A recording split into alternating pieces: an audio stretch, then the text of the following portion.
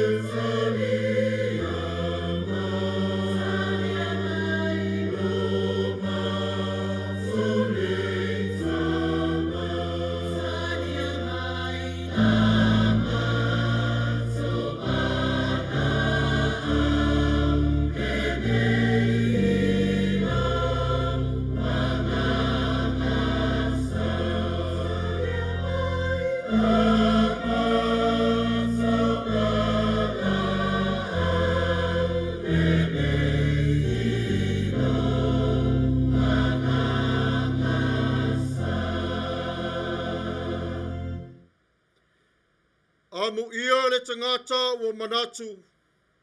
Maua manatua le o motiva. E whaasauina o ia e le li i le aso vale. E tausia o ia e le li i mawhaolaina. E Manuia foi o ia i le nuu. E te letu ua foi o ia i le mana o e i tamai i a te ia. Te talo le nganga pa ia. Le tuelo mātou tamapa ia. E o le mana ma le malosi ato malava. Whawhetai te le lava lo mātou tamai lo wanga Alofa ma lo wanga Lenei. Whawhetai wa e taita ina mai lo mātou ne iola whaatau waa. Mātou te sula ina le vi inga ma le whawhetai o la wafio. Ai panga lea le tua. Ile ato atoa i mātou lau whanau. Lenei mātou te wala au tuai le awa mani minga o wha mole mole. Le lingi mai le mana o le ngang pa ia manana wha paolonga i ate mātou. E wha pa ia ma mamanuai o Lenei Sauniga. I le swafo le tuore tama o le alo ma le anganga pa ia. Amene.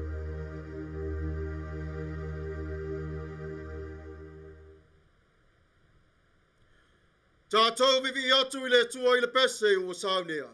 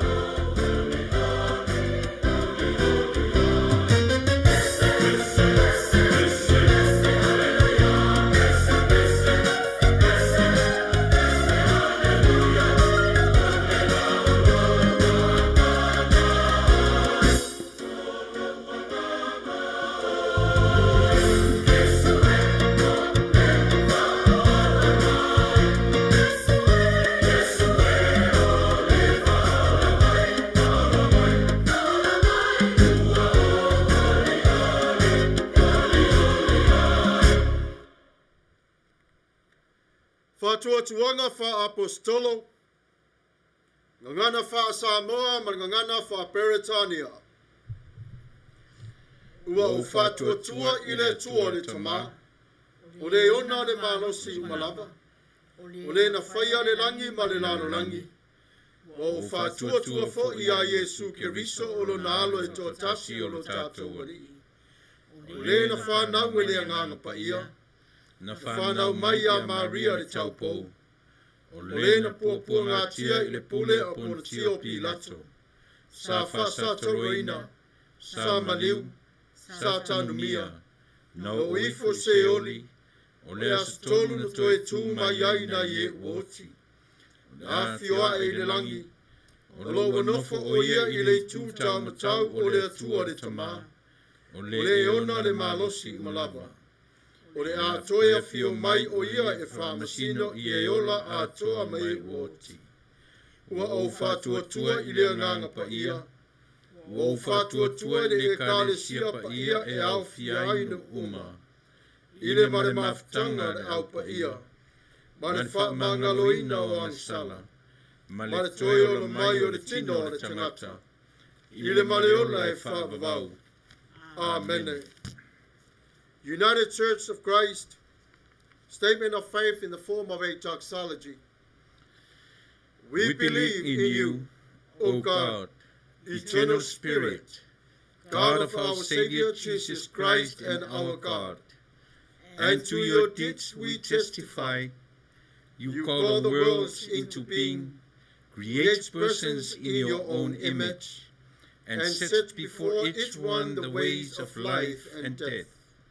You seek in holy love to save all people from aimlessness and sin. You judge people and nations by your righteous would declare through prophets and apostles. In Jesus Christ, the man of Nazareth, our crucified and risen Savior, you have come to us and shared our common lot, conquering sin and death, and reconciling the world to yourself. You bestow upon us your Holy Spirit, creating and renewing the Church of Jesus Christ, binding in covenant faithful people of all ages, tongues, and races. You call us into your church to accept the cost and joy of discipleship, to be your servants in the service of others, to proclaim the gospel to all the world and resist the powers of evil, to share in Christ's baptism and eat at his table, to join him in his passion and victory.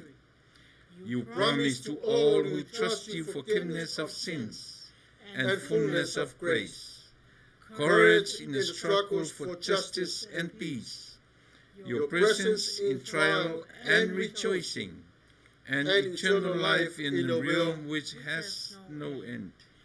Blessing and honor, glory and power be unto you. Amen. Tatou te talo, le tuai, le tupu silisili se, o le fatu oe o le alofa ma le naunau ta inga, ia ngā lulua e whātasi i au tangata. O oe o le alofa muti vale ma le anga Lenei. Lenei wa mātou au lia mai le ni yaso. Mātou te FAITAU langa atuai i la wafio. O le atua oe o le malosi, ma le fautua. Wae o fitia i mātou i le alofa o la wafio. Mātou te vala au atuai i ate oe ma le nganga whawhitai. Ona o mea tele wa e Sauniga mo i mātou. O le ola whale nganga, wa e whawhanga i mātou. O le wha atua ma le te tonu. Ai maise le ola atia i la wafio. Vi ia lava oe. Whawhitai le matai saua la wafio. Pe a mātou te pae i le langi. O lo Faatumauina ai o ngā luenga mana o la wafio. O ngā luenga o tamai lima. Le tuai lo mātou Paia o le tangata fou. I le alofa whaavai i la wafio. Ia susulu pēa le la o lo wanganga. I te tonu taito Tasi ia te i latou. O lau tau singa alofa. Ina ia mātou ola i le oli i la wafio. E siri pēa lava i o mātou ni loto. Atua ai fo i le tau siusi le la o le nganga. O le matau tia o la wafio. Iau tūlanga mamana. I le whaoratanga ma le whapaianga sili ma ia te oe. Whawhitai le tua i le walofa ma do wanga le lei. Whawhitai le tele na ua o lo walofa e le lingi mai ia te i mātou. Le ua leo le langi lo mātou te mai, le lingi mai e la wafio. Faatumu timuli nai le utu ai mātou matau masuasua. Le alofa lea ma le anga le leio la wafio. Mātou te whawhitai atu ai. I lauso i fua tā pena i lo mātou nei o la vai vai i me ai o vai e inu. O fale o ngā luenga. O te ute mataleni ese pei o na mātou o nei ai. Ia vi ia lava o e whaavavau lava. Leli ie, whawhitai lo mana. E moni lava e a whea i mātou i puapu ngā mawhaingita, ai mātou te whawhitai i la ua whio ona o le langi.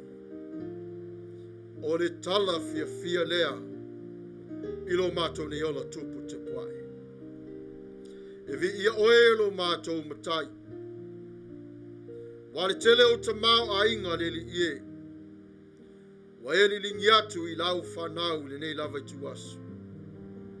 A mata mai lava na nafi se yo o mai le nei aso. Whape nā fo i mātai au. O wā oe o le tua e lofa. Le ai se tase ma whai o na tā awhi o whilo walofa. Le ai fo i se leanga i alo i ai lo walofa tu noa i lau whanau.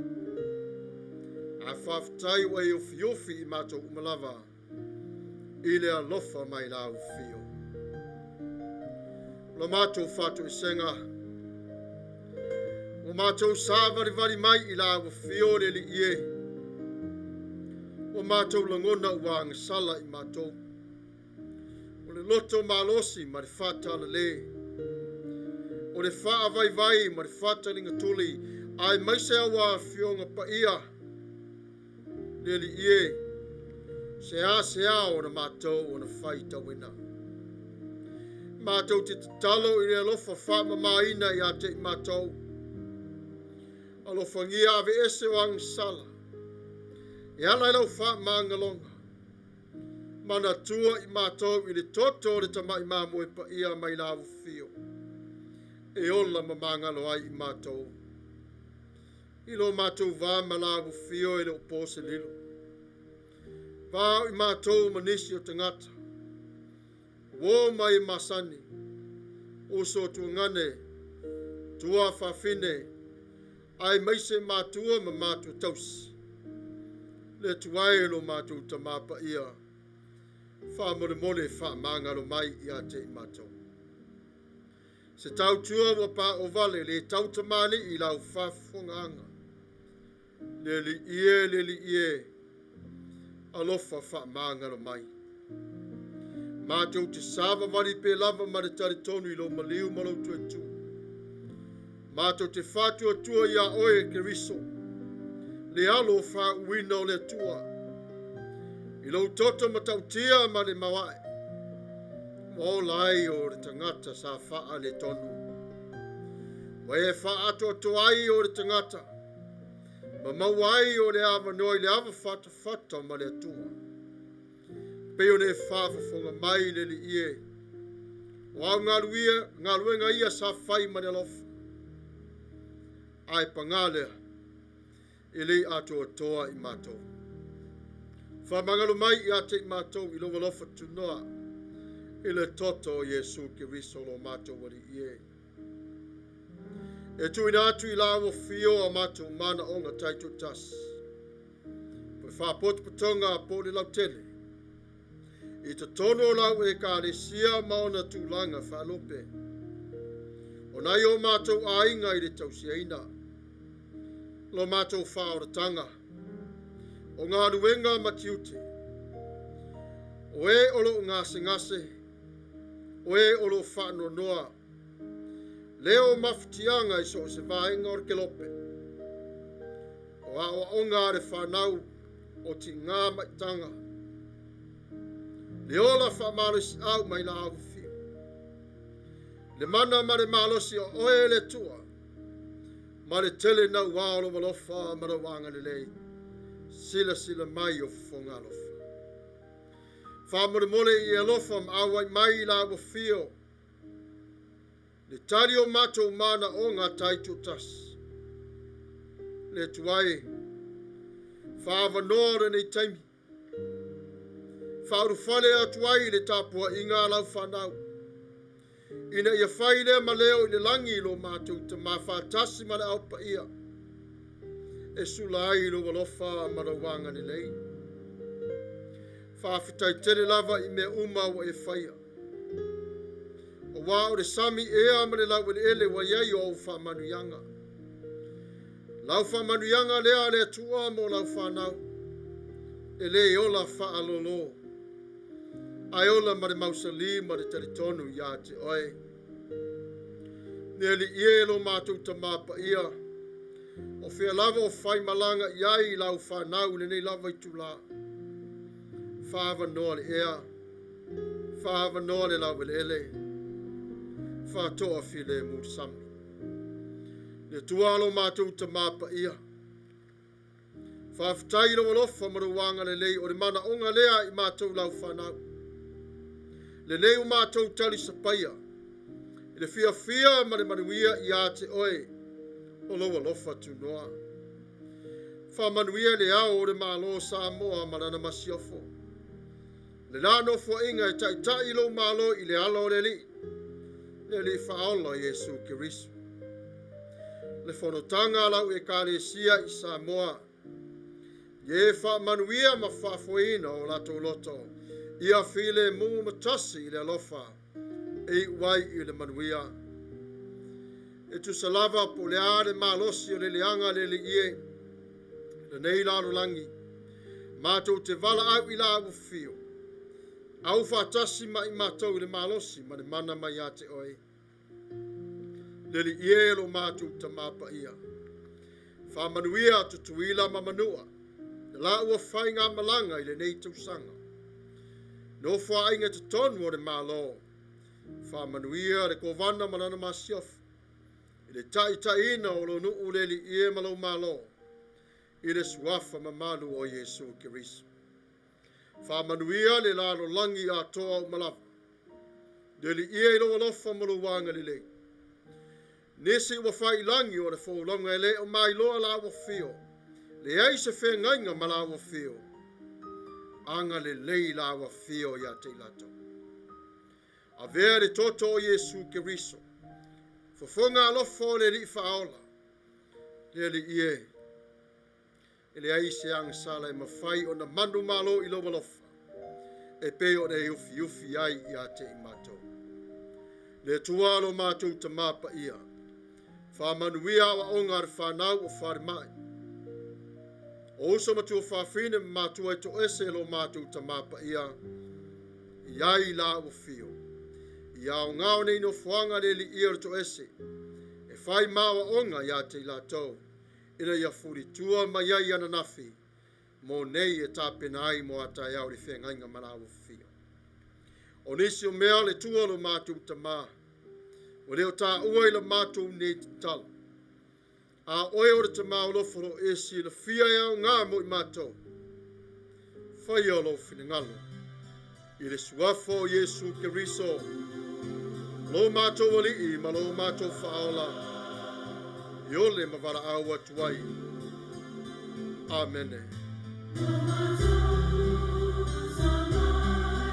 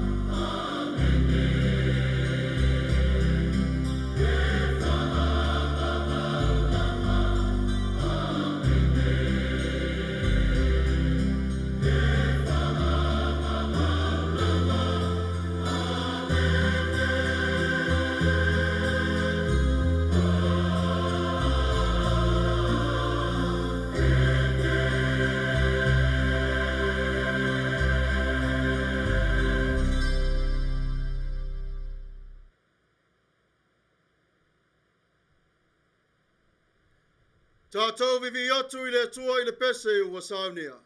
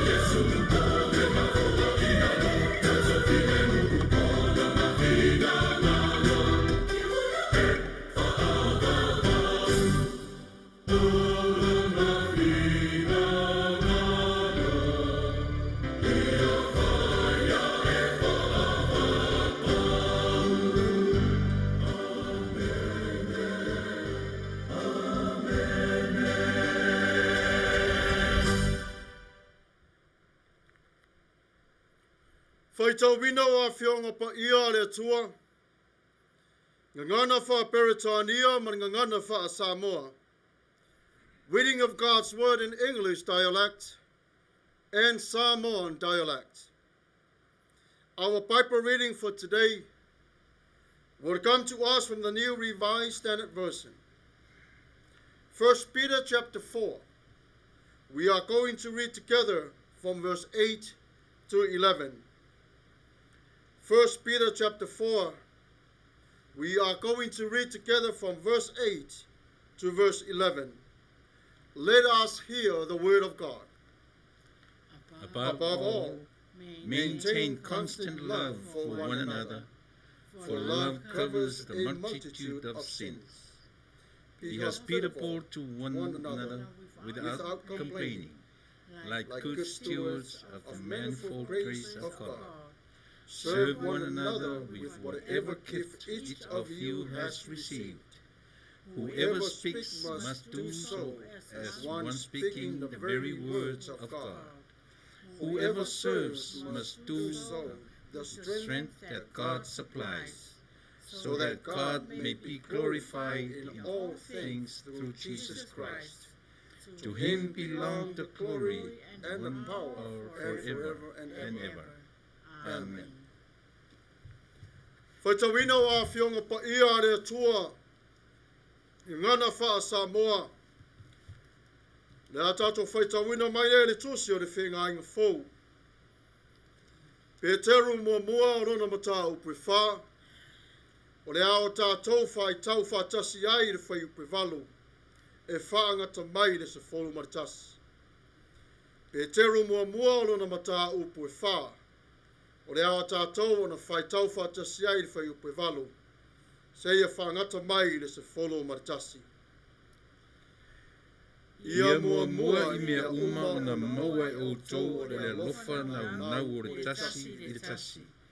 Au wā o le alofa e ufi ai anga sala e tele.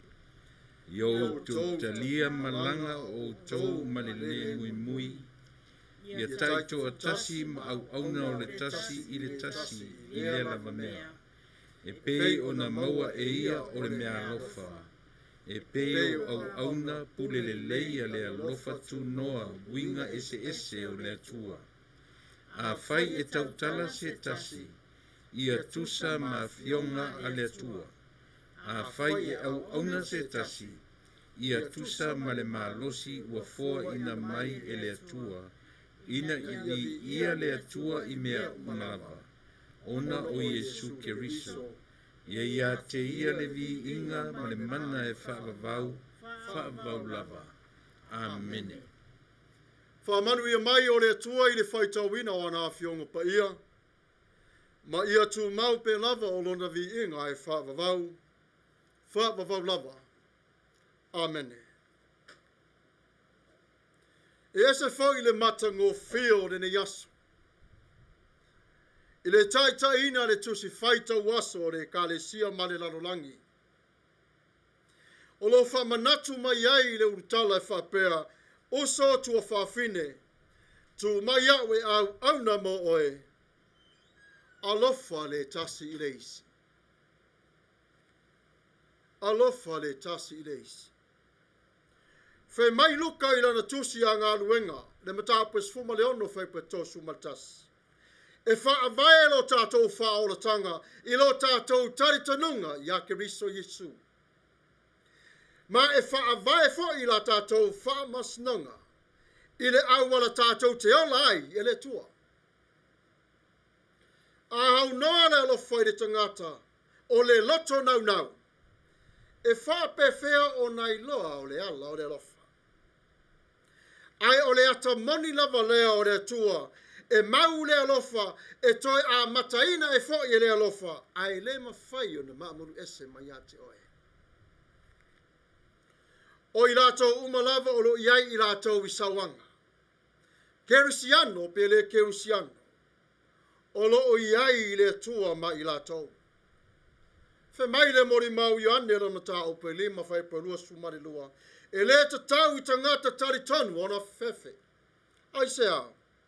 O no lo iai I le alofa o le tua ia te rātou. Mai whaavavau fo I malelei ma miotono. Le whaamasnonga e moli muri mai e le toa.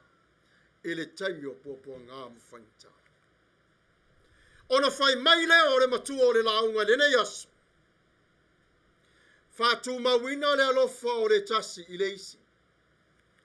Faatumauina le alofa o le tasi I le isi.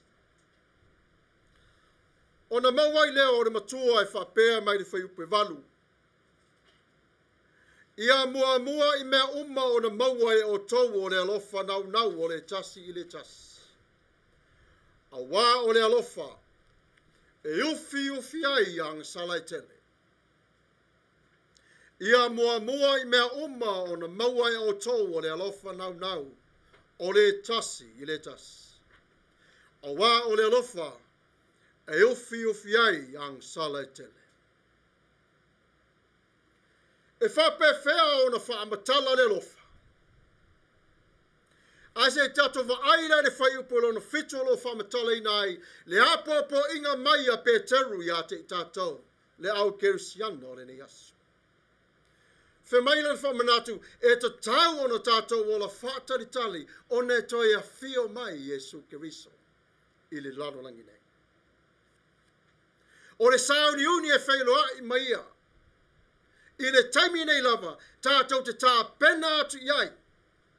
A wāle mori maumina tu ina Maia Jesu ia te tātou. Ia tātou tausi pēr I le alofa. Aisea, ina ia saunia matatau wai o le tātou nofo ma le whātalitali. Whātalitali I le winga o le whātuatua. Ina ia mawhai ai I tātou. O nai loa ai le ngā ruenga o le alofa le atua I te tonu ia te tātou. E te tau la o na tātou nofo sauni taimi umalava. E te tau I kerisiana uma o na mafau fau lelei I le lātou ngā ruenga o le alofa. Alofa Atuai I le tasi I le tasi. Mai Peteru aua tenga lue o na te whewhi. Le ai o le ngā ruenga o le alofa ina ia nau tai. Le kerisiano ina ia ola o le tasi tangata. Tatou manatu le I le tuavao ia o le tua le lofa. Le atara le o le tua ofe mai e ufi umai o angsala o le tangata. Ana mua lava le tua ia Yesu ufi o tatou angsala. O le ave ese po le whate ese ina mai. O le leanga marse mai I le tatou nei o le tuai. A whaamatala la le alofa. Ona whaamatala le Paulo I Lana TUSI a karenito le matapu sumatonu. Whaama le ono e whaapea. E ono sa I le alofa. E anga malu. E le losi le alofa. E le mita vale le alofa. E le whaafewhiteina. E le a mio matanga. E le sa ilia e ia lava ana lava mea. E le whaati ngā o le alofa.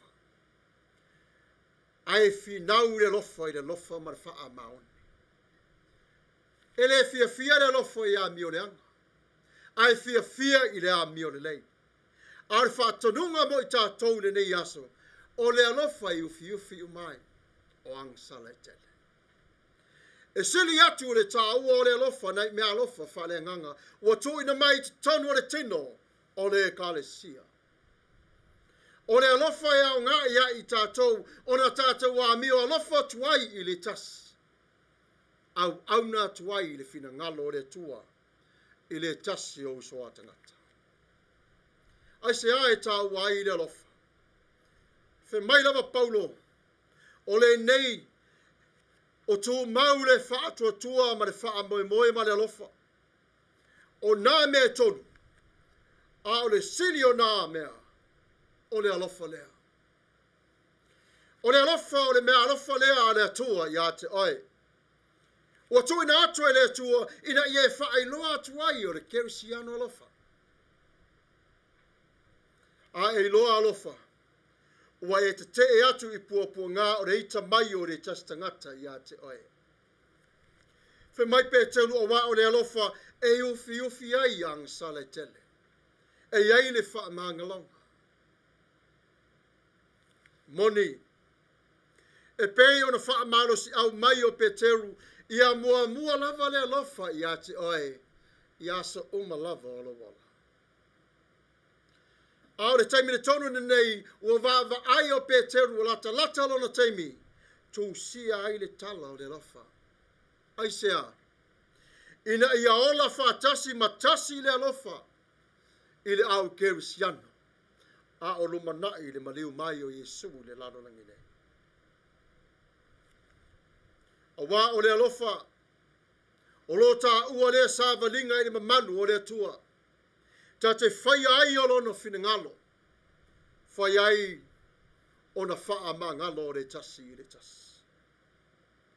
A o le alofi fo i nā tele, o a me tutupu mai o whainga tāma puaponga. Le alofa lava le Tasi, e ufi ti ai. O wā o le atua o le alofa lava ia, e ma whai e le atua o na la asia e le angsala. E au noa ma se wha lave, po le tā fiofi ma wha ma sinonga le angsala. Aisea, ono o le alofa o le atua. Le alofa le nā o le atua ia te oe si whawhonga o le tai o fo.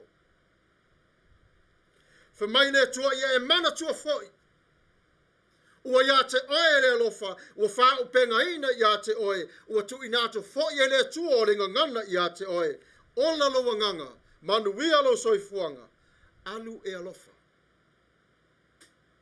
Alu e alofa. Ai whai mai o loo mori mau pe lava le awhionga pa ia re atua. O le sāva linga i leo langa ma Yesu Keriso e whainga tā le ala tonu lava leo le alofa. O i tā tau o le tangata i le ato toa. O le alofa tu noa i ere fesili e whapea. E ma whai ana tātou whatino ina. I le ai. I le mwhai. O no le alofa tu noa e ese le matautia. Le mawhai o le tangata o na whatino ina. Vanga na ai le atua soifua, ai o lo whaunga ina pe lava i le atua i tātou. E te alofa atu i le Tasi, a wha le tonu fo i lo loto, ufi oe i le atua i lo nalofa. Ioi, e whatau vaa lava i le whelo inga a Peteru ma Yesu. Le taimi fo i lea sa whelo a iai i le matawhanga. I le maliu watu o Yesu, tali malo le lei, Peteru. Maliu mai Peteru, tali le lei e Yesu. Le vapi api tonu lava lea o lo iai le leo o le lofa. Fumai Yesu, Peteru, e te alofa ia tea. Ioi, fesili whaatolu le lofa. Mai lo Yesu ia Peteru, wai ai mai o so o ia toi. Whawhanga matausi ia te ilatou, o ilatou, o a o mamoe. A o luma nai le vala a wino le alofa ia te oe Peteru. Le aso le matautia le a fio mai o le ngang Paia. Aina toi wha manatu fo i lava i nei fisilia Yesu i le alofa. Na toi wha i loa ai ia Peteru, o lo iai le alofa o le tua te tonu ia te oe. E tusa lava pena e sola e se ma whawhiti, whatala le ia te a. Alo te sau e whai loa tu pe lava le alofa tu noa o le tua. Le alofa tu noa le nā o le tua, wa ufi ai Peteru mai se ma whale tonu. Sa whawhe ngai mai ia. Tātou loa fo i tono tala anga o tuspa ia.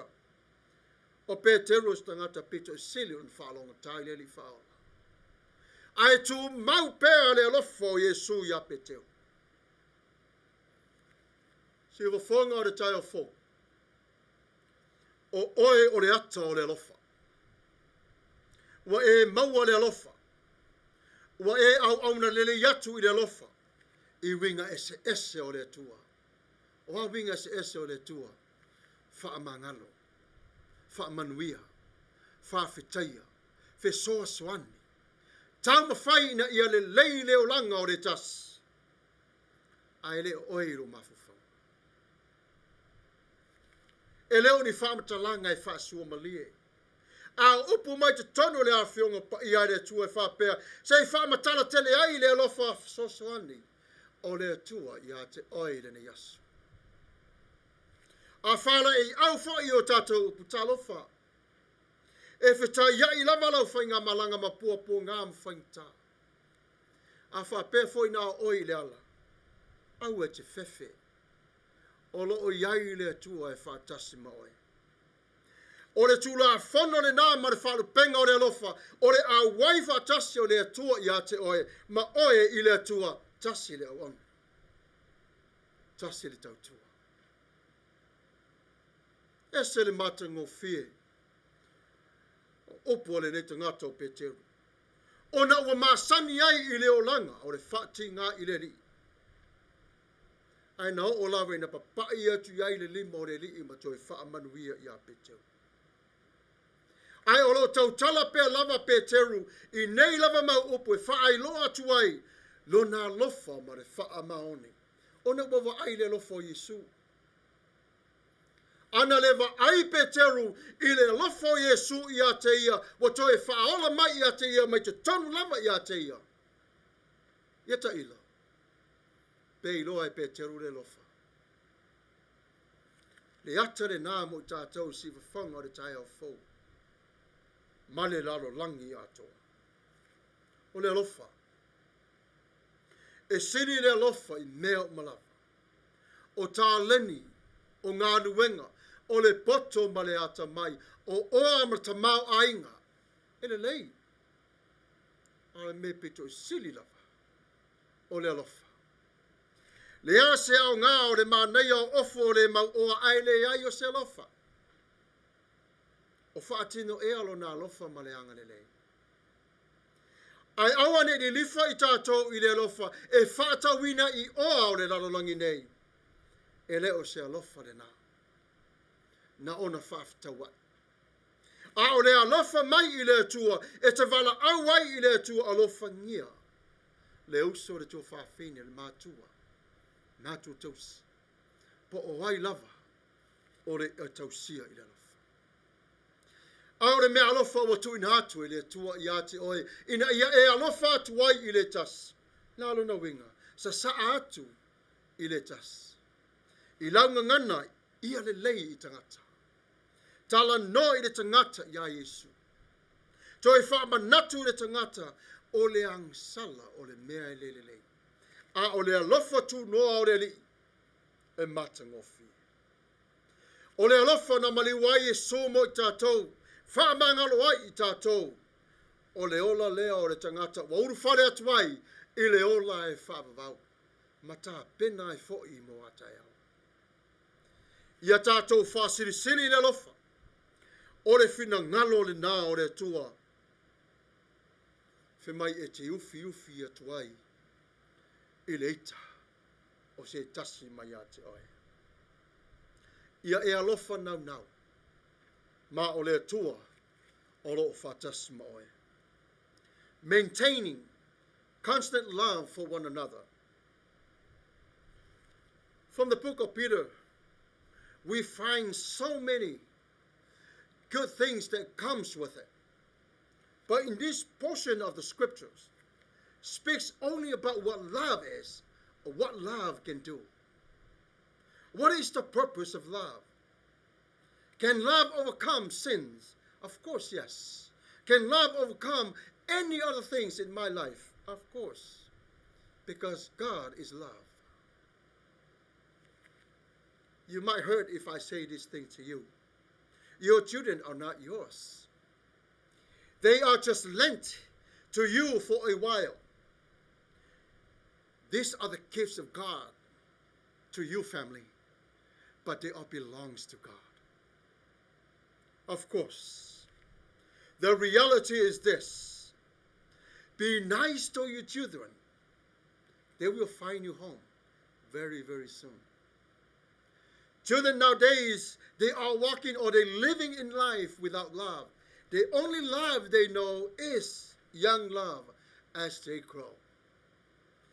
But for the love of God is us, the elders, to come in and express or explain to them what love is all about. The first epistle of Peter is written to the congregation in Asia.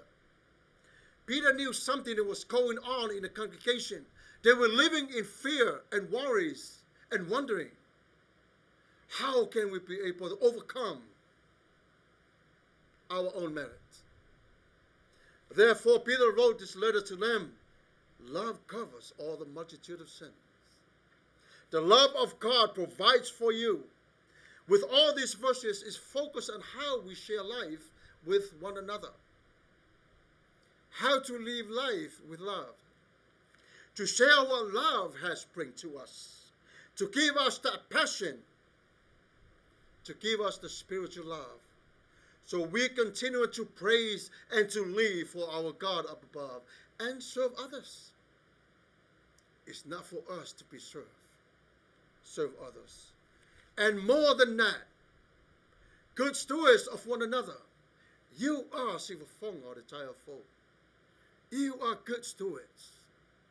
You're not only here, you are all over the world preaching the word of God to others. Share what God has done in your life. That's love. The hope to motivate you to continue on to walk on forward with Christ in love. And yes, persecution is real. Fear not. God is with you. God has the last word to say. And his word is his will. It's not what we need. The conclusions for us today is this. We are privileged to belong to God's family. A community with Jesus Christ as the founder and foundation. Everyone in this community is related. We are all brothers and sisters, loved equally by God. Because Christ is the foundation of our family. We must be devoted, loyal, and faithful to him. By obeying him, we show that we are his children. We must accept the challenge to live differently from the society around us. Don't give up. God loves you because the Bible says God is love.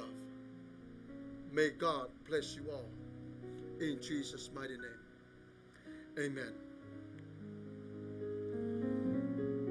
May God himself, the God of peace, sanctify you through and through. May your whole body, soul, and spirit be kept blameless at the coming of our Lord Jesus Christ. The one who calls you is faithful, and he will do as you will follow the child for, just for you. In Jesus' mighty name, amen.